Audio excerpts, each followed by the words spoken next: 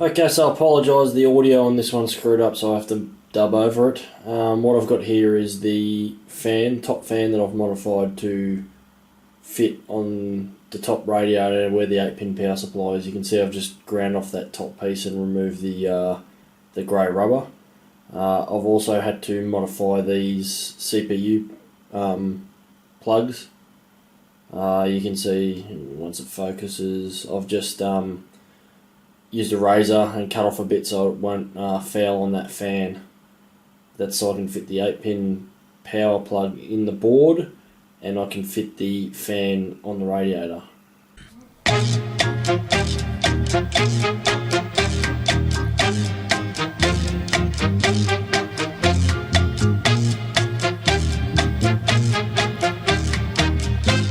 Yeah, intermission.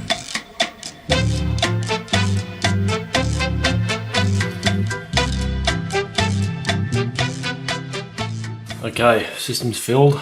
At this stage it's only got distilled water in it. I'm not going to put the coolant in it until I'm happy with the setup and finalise everything. So for now it's just distilled water.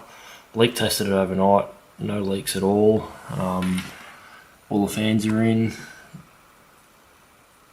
It's all good to go. What you're about to see now is hopefully the first boot. Alright, let's turn this thing on.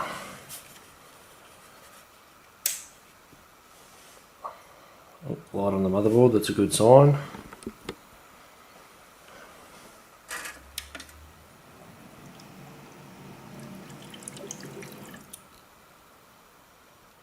That's not a good sign. Oh wait, yeah, they do that sometimes, the Asus boards for some reason. So there's some air in it.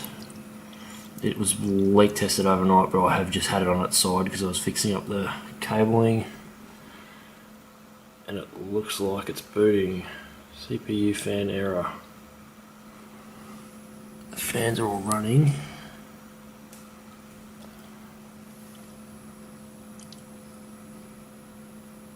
That's alright. Be a software issue, I'm sure.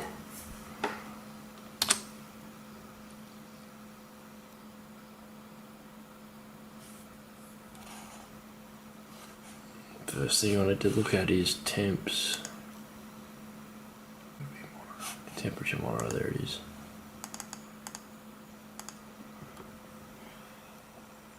.22 degrees, which is a good thing. Alright, so I've just got into the BIOS and that's why I was getting a fan error, because fan speed and optional fan speed are so low, 403 and 415 RPM. That's because those two headers are the ones that are for the triple radiators, and because I've set them in Fan Expert 2 at low, but I think once I get Windows on and once I update everything, should be ready to go. I also just turned on the red effects on the motherboard. It doesn't actually look that bad. I put black masking tape behind the board so you wouldn't get the light bleed from the white through the gaps, because it came out a terrible sort of pink colour, and I think that's improved it a lot. Looks a lot better. Alright, so while it's installing Windows, I thought I'd just do a quick tour of the changes I've made in here since I've installed everything. Okay, so I ended up getting the sleeved cable, only the 24-pin ATX one, not the full kit. So yeah, that's the Corsair original one, genuine Corsair. That blue one will be sleeved to black when I get around to it. That's the sensor from the pump, the RPM sensor. Yeah, what else have I done? I will tidy up that and probably sleeve them all as one. That's for the switches and everything, onto the board. HD audio for the front panel.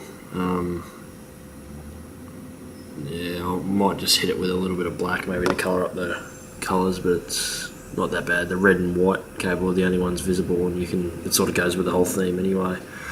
That rear fan there is off the channel 3 the number 3 header on the motherboard. I might do something to try and fix this up later, but it seems to be running okay for now. What else have I done? Oh yeah, you saw the cuts I had to make to the 8-pin to fit it in, but I've got it in there obviously, and it's working fine. Yeah, that's about it really. I'm still going to do a panel to cover that, and a panel up the inside there to cover that, and I'm contemplating doing another panel of white acrylic to fill in the back here. I'll get around to that eventually. I still haven't finished the front panel. Almost have. I just need to glue that in properly and replace the plastic trim that's gone. I've wired up this reset switch, not to the reset switch, that's the direct key, which is another little header, which is the same as what that button does. So when you flip that up and push it, it doesn't reset, it goes straight into BIOS. It resets, but it automatically starts in BIOS to stop you having to push delete to try and get into it really quick. Yeah, the reason I've used distilled water and not coolant now is because I am going to delid the processor. I just wanted to see what it's like now without it delidded. So it's the stock TIM in the CPU. I'm just using the EK thermal paste on it for now.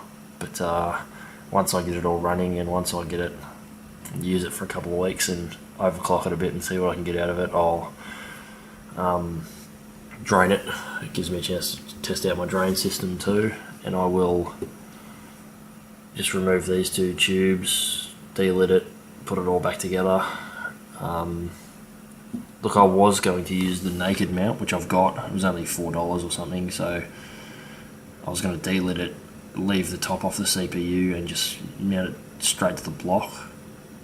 I'm not 100% sure if I'm going to do that now, only because if I was using just normal tubes, I probably would, because it gives you a little bit of play in the block.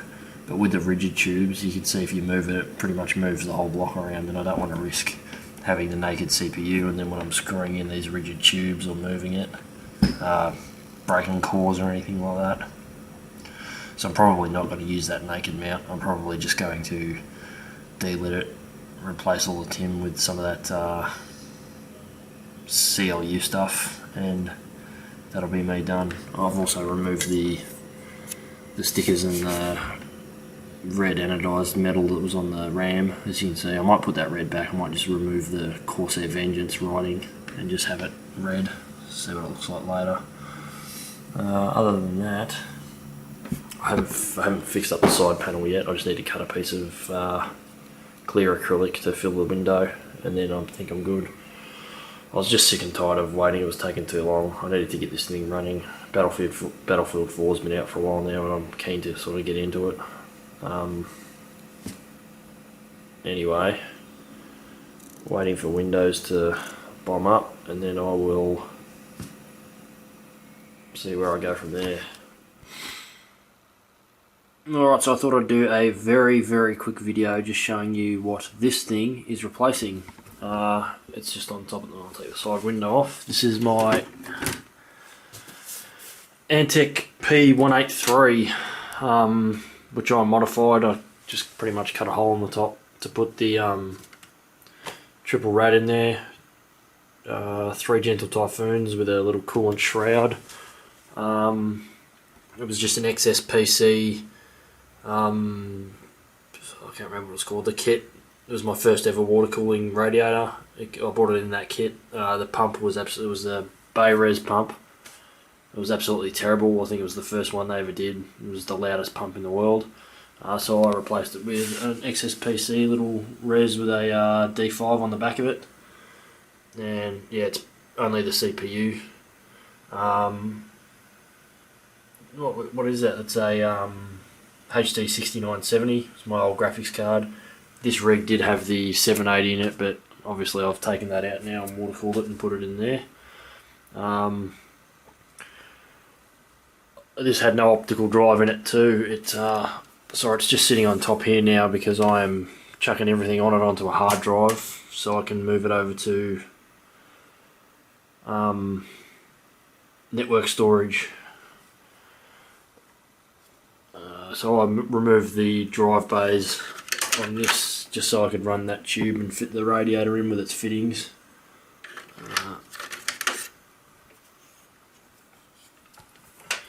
And I removed the centre drive cage so I could fit the pump, obviously. Other than that, there's not really much special about this rig. I painted the inside of it black. It's an Antec. It was a CP850 power supply, which is custom sort of designed to fit this case. Doesn't fit in any other case, it's oversized. And there's a Plexor 256 meg SSD in there, and two 1 terabyte caviar blacks. Obviously on this new build, no optical drive bay and no mechanical drives. There is a Samsung. I was going to take the Plexor out of that one and put it into that one, but I decided to buy a new one. I've put a Samsung 840 Pro in there, in behind the motherboard. I'll show you later. Plan is right now I'm taking everything that's in those drives off and throwing it onto a 2 terabyte USB 3 external hard drive, and then I'm going to take the hard drives out of that, throw it in my NAS server, and then everything will be on the NAS, so I won't need any mechanical hard drives in this. This one's going to be pretty much a video editing and gaming rig. I'm probably going to take the SSD out of that and throw it in my laptop, or I can always put it in this if I run out of space. I don't know what I'm going to do with this case. I think I'm probably just going to... I don't know if anybody would buy stuff like this. I'll probably just end up binning it or giving it to a mate or something. It's... what is it? A Gigabyte EX58 UD3R, and there's an i7 920 in there. I've had it overclocked to...